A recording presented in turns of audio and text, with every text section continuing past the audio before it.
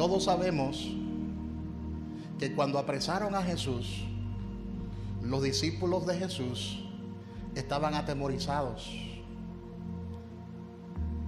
porque ellos todavía, aunque escucharon acerca del reino de Dios, ellos no comprendían muchas de las cosas del reino de Dios, porque el reino de Dios no era físico, el reino de Dios era espiritual, y ellos lo entendían de otra forma. Por eso cuando apresaron a Jesús, ellos pensaron: hasta aquí llegó nuestro ministerio. Oh, no entiendo lo que está pasando. El Rey de Reyes y el Señor de Señores he aprendido, he llevado preso, muere en una cruz. Entonces ellos se encerraron en un lugar atemorizado, lleno de miedo, lleno de temor. Pero algo pasó cuando Jesús resucitó. Cuando Jesús resucitó, se presentó delante de ellos, y eso marcó un antes y un después. Porque cuando Jesús resucitó y se presentó delante de ellos, no se presentó por un día o por unas horas, se presentó delante de ellos y duró con ellos 40 días. 40 días. Y la palabra dice que en esos 40 días le hablaba del reino de Dios, como diciendo: le voy a dar un repaso ahora, después que yo he resucitado, después que ya yo me he levantado de la tumba. Ahora le voy a repasar lo que le enseñé hace tiempo, pero ahora ustedes tienen otros ojos para vislumbrar el reino de Dios. Porque una cosa es yo decir que yo voy a morir y me voy a levantar de la tumba al tercer día, y otra cosa es que haya acontecido: yo morí, ustedes fueron testigos y me levanté de la tumba. La tumba está vacía. Ahora Cristo está frente a ellos con otra figura, el Cristo de gloria, el Cristo resucitado. Y la palabra dice que sopló sobre ellos el Espíritu Santo. Ellos se llenaron de valentía, ellos se llenaron de valor, porque fueron testigos oculares de la muerte y de la resurrección de Cristo. Y por eso, después que ellos vieron eso, fueron capaces de morir por la causa. Todos fueron martirizados, todos fueron perseguidos, todos fueron juzgados, pero ellos no se detuvieron. Ellos se mantuvieron firmes predicando el evangelio del reino de Dios. ¿Sabe por qué hoy tenemos el evangelio? Por esos discípulos. Por esos discípulos discipuladores. Porque de ser discípulos se convirtieron en discipuladores. Y por eso el evangelio llegó a tantos lugares. Y déjame decirte que la iglesia crecía en medio de la persecución. Porque hoy en día estamos bien cómodos, por lo menos en este país. Tenemos libertad de expresión todavía. Tenemos libertad de culto. Incluso nuestra constitución habla de esa libertad de culto, pero no en todos los países es así. No en todos los países es así. Actualmente hay países en que usted no puede hablar de Jesús ni del evangelio, porque le persiguen y le quitan la vida. Actualmente, en pleno siglo XXI, hay países en el que usted no puede hablar de Jesucristo. Hay países que son el 95% musulmanes, donde usted no puede abiertamente predicar la palabra de Dios. Ayer hablaba con una joven de la iglesia que vive en Londres, con Annie Luciano, y me decía: pastor, la gente no valora lo que nosotros hemos heredado como cultura cristiana. Porque no es fácil servirle a Dios aquí en Londres, aquí en Europa, donde las mezquitas están en todas las esquinas y donde los musulmanes han invadido casi todo Londres. Y las iglesias cristianas, las que hay, que son cristianas, no son iguales a las iglesias que hay en la República Dominicana. ¿Te das cuenta? Ahora póngase a pensar en la persecución espiritual y física que experimentaron los primeros cristianos. Que ellos dieron su vida, ofrendaron su vida para que el evangelio llegue a nosotros. Y nosotros no queremos predicar el evangelio constantemente. Yo sé que aquí todos hemos predicado en un momento determinado el evangelio. Ese no es el punto. Yo sé que todo el que está aquí, a alguien, por lo menos una vez en su vida, le ha hablado de Jesús. Ese no es el punto. El punto es que la iglesia primitiva tenía una meta y vivía para cumplir con ese objetivo. Y vivía para cumplir con esa meta. Y la meta era hasta que todos lleguen al conocimiento de Dios. Esa era la meta.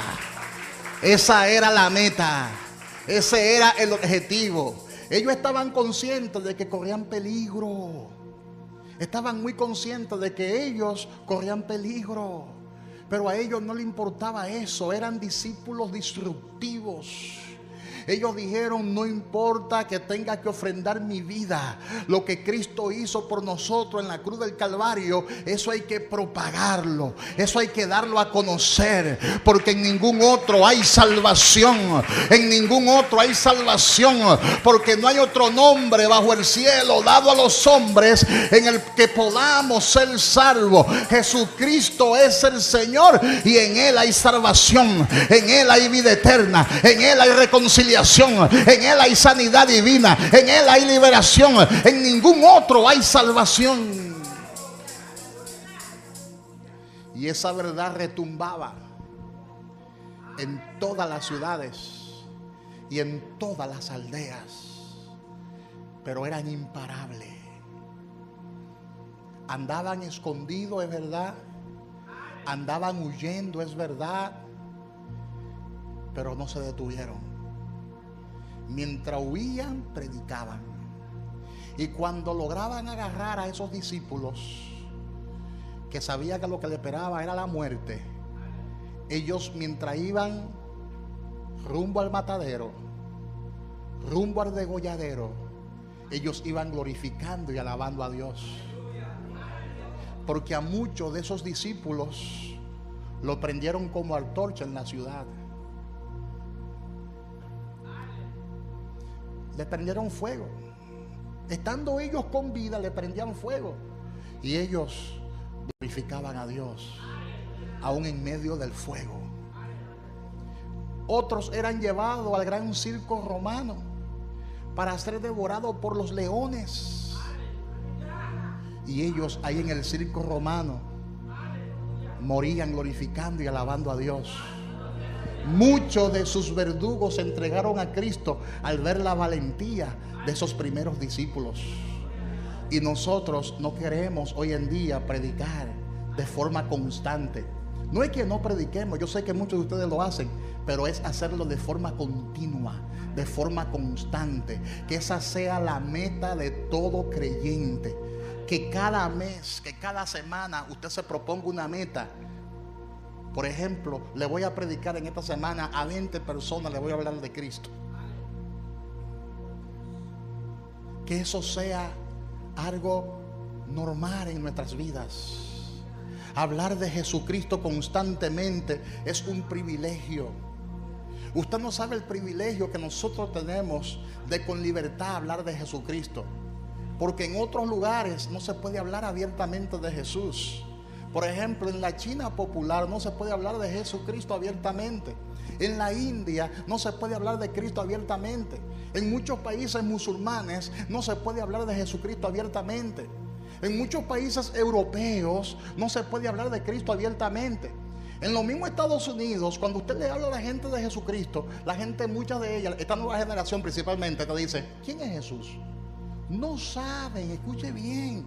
Nosotros somos privilegiados que aquí, por lo menos en la República Dominicana, casi todo el mundo ha escuchado hablar de Jesús. Pero hay gringos que han nacido en este nuevo tiempo, que usted le habla de Jesús y ni siquiera conocen el personaje histórico de Jesús. Y eso es grave. Ni siquiera conocen al Jesús histórico, imagínate. Y cuando usted le habla a un gringo de eso sobre Jesús y le comienza a hablar sobre Jesús, se queda como: ¿y qué es eso? ¿De qué me está hablando? ¿Y cuál es la meta del discípulo? ¿Cuál es la meta de la iglesia? Que todos le conozcan. Esa es la meta, que todos hablen de Él. Amén. Para eso el Señor nos ha dado la unción. La unción no es para que nosotros nos edifiquemos solamente unos a otros. Es lindo uno disfrutar de la presencia de Dios en la iglesia, y eso forma parte del propósito de Dios también, porque Dios nos ha llamado a su reino para que le adoremos. Dios nos ha llamado para que le sirvamos a los demás, para que enseñemos la palabra, eso está bien, pero también Dios nos ha llamado para que evangelicemos y para que hagamos discípulos. De hecho, la unción Dios nos la ha dado es para que propaguemos el evangelio, no es para otra cosa. No es para otra cosa, porque en la iglesia Dios lo que hace es que nos prepara, que nos equipa para que salgamos. De hecho, la palabra iglesia, que es la palabra eclesía, en su contexto original lo que significa es lo salido hacia afuera. ¿Te das cuenta? Lo salido hacia afuera. El Señor nos ha preparado y nos ha equipado es para que compartamos el evangelio. No nos podemos detener, no nos podemos parar. Tenemos que tener compasión. ¿Y por qué, pastor, hay que tener compasión de las almas? Porque Jesús tuvo compasión de las almas. Y Jesús, dice la palabra, que tuvo compasión al ver cómo la gente andaba como ovejas sin pastor. Hay gente que está deprimida allá afuera. Hay gente que está esclavizada por el pecado allá afuera.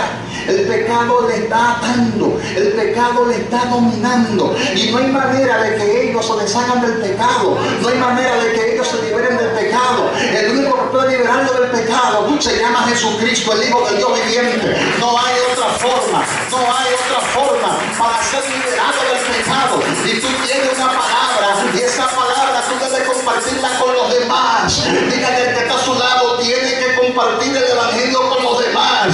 Para eso Dios te ha salvado, para eso Dios te ha transformado. Dios te ha transformado para que transforme a otro. Dios te ha cambiado para que cambie al otro con el evangelio. Oh, gloria a Dios. Para compartir el evangelio no hay que ser un experto, porque muchas veces pensamos que tenemos que ser un experto para predicar el evangelio, que tenemos que ser un teólogo para predicar el evangelio, que tenemos que ser una persona preparada y docta para predicar el evangelio. Eso no es así. Sí, para ser discípulo sí, tienes que tener cierto nivel de conocimiento, pero para predicar el evangelio, no. Tú predicas hasta con tu testimonio, hasta contándole a la gente cómo era tu vida antes y cómo es tu vida ahora.